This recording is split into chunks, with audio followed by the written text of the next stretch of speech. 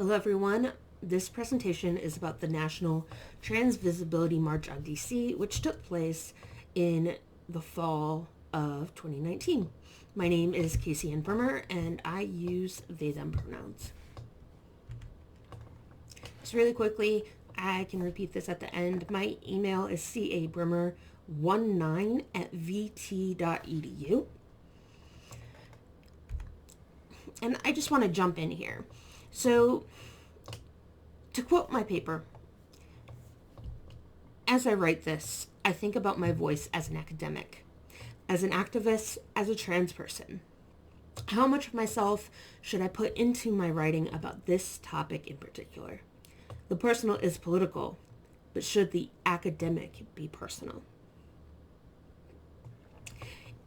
In late September 2019, particularly the 28th, the National Trans Visibility March on Washington, D.C. took place, and it started in Freedom Plaza, and it walked past the Trump International Hotel and then ended near the Capitol building at a different park.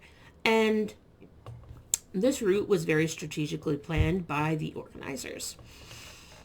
So as we're moving forward, I want to add that I consider queer as being about the freedom to be public, to just be who we are. It means everyday fighting against oppression, homophobia, racism, misogyny, the bigotry of religious hypocrites, and our own self-hatred. We have been carefully taught to hate ourselves. And this particular understanding of queer is from the reading Queers Read This from 1990.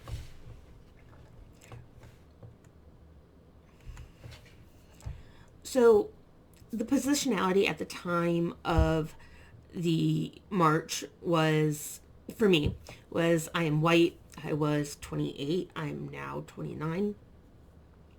I am a PhD student who struggles on a regular basis to make ends meet.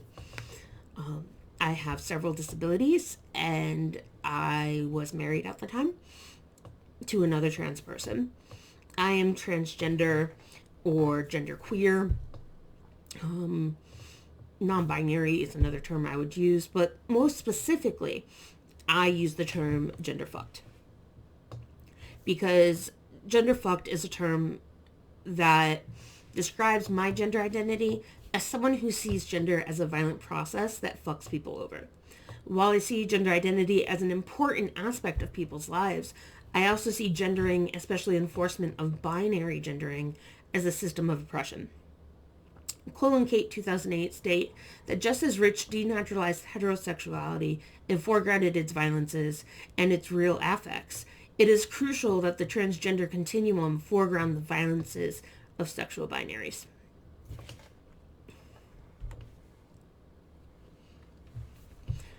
So there are a lot of politics around trans identities. Why does this matter? Why did I go? So on October 8, 2019, the Supreme Court of the United States heard 3 cases about LGBTQ rights under the Civil Rights Act. There's also the consideration of the trans military ban and the Trump administration's act of rescinding Obama-era guidelines regarding public schools' protections of trans youth, and unfortunately the regular occurrence of murder of trans individuals, particularly trans women of color. My personal attendance was determined by politics, as listed above, a desire for community and a sense of belonging, and to quote my paper again, I'm here trying to remember where my voice is, or to borrow one from my community until mine is strong again.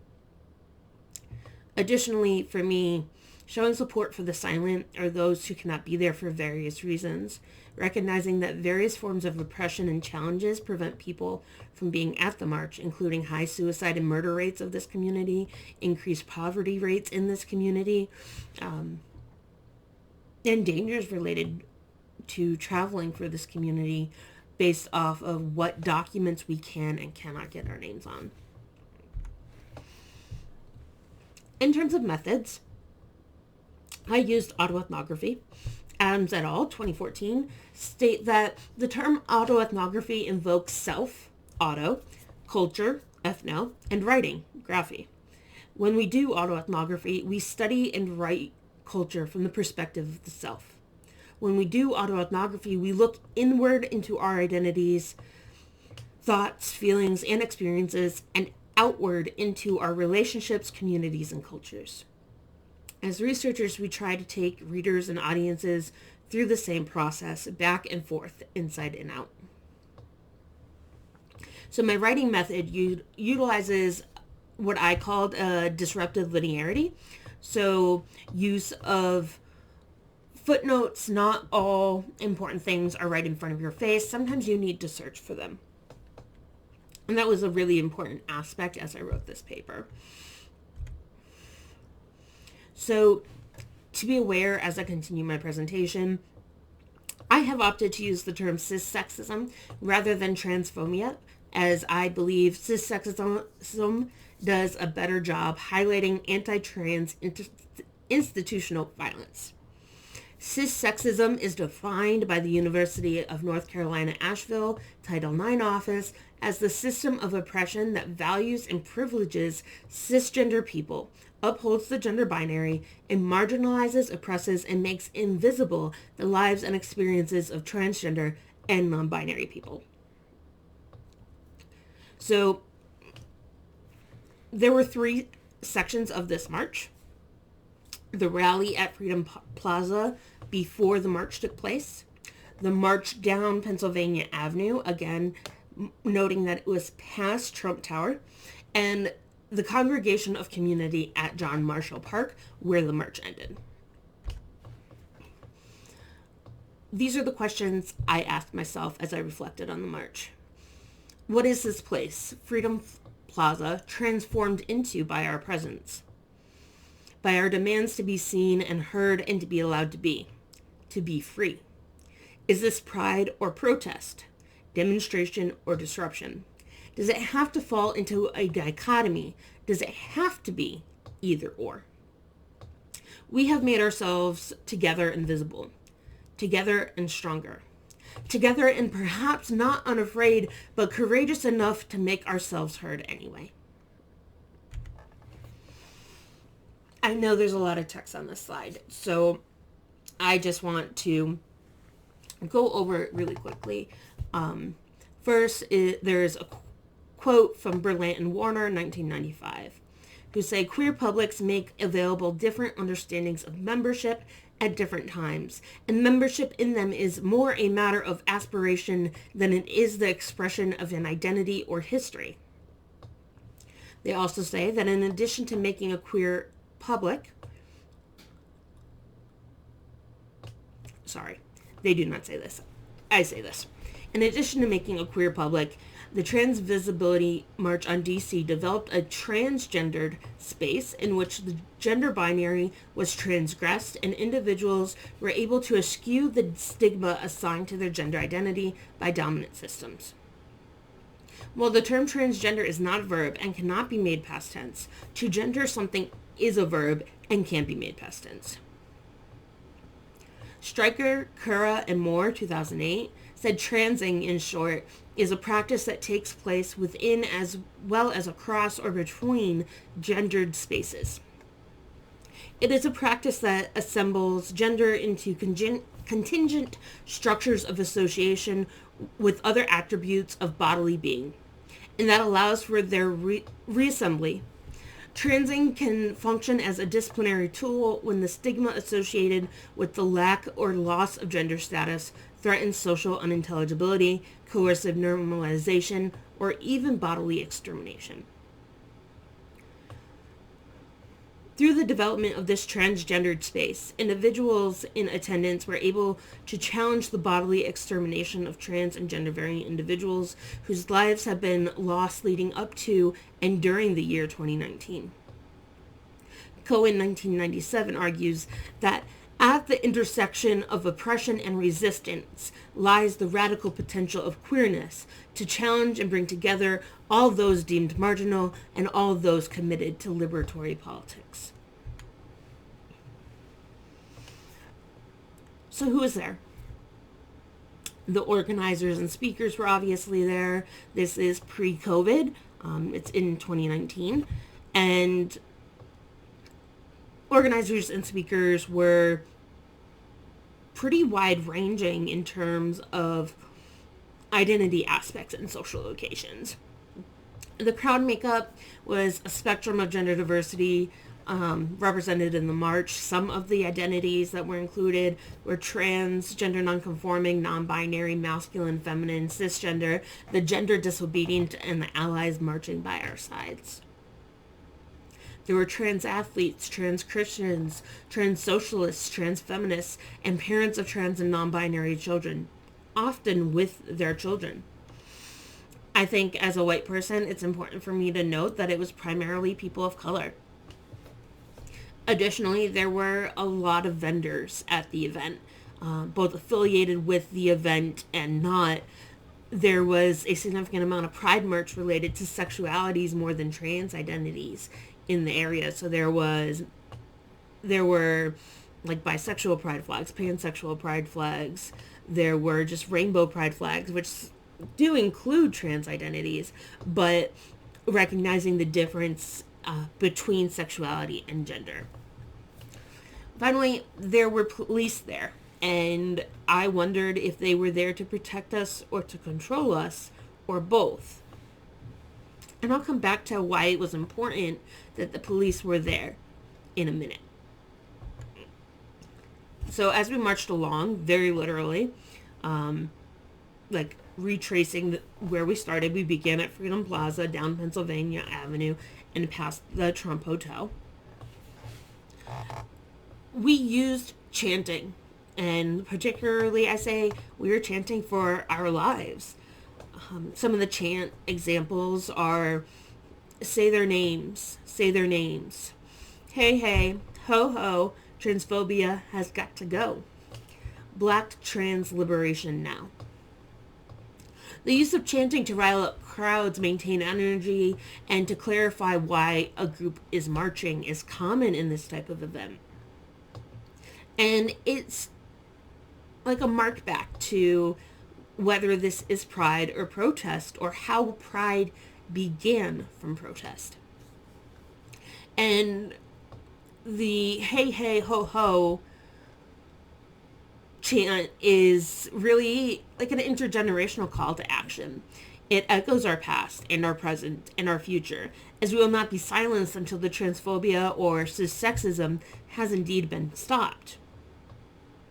And as we walked by the Trump International Tower, there was a knowing glare of yelling shame at counter-protesters protecting their president's hotel and landmark, in this case, the Trump International Hotel. I say their president because many of us refuse to recognize the sorry administration that has sought to erase us from legal protections, from the military, and from public schools and healthcare, defending religious liberties over our rights to exist as ourselves.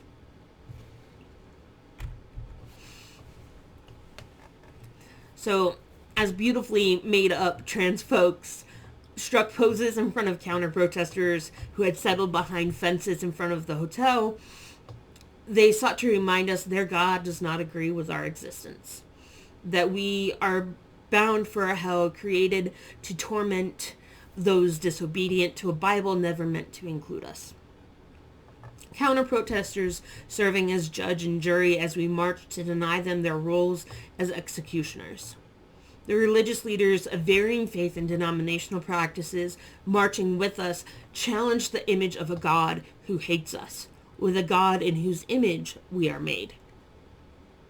And in this slide, you can see an individual holding a sign from the Metropolitan Community churches that says God made trans beautiful, and it has the background colors of the trans pride flag, which are two external stripes of blue, two external stripes of pink just inside the blue, and one white stripe in the middle.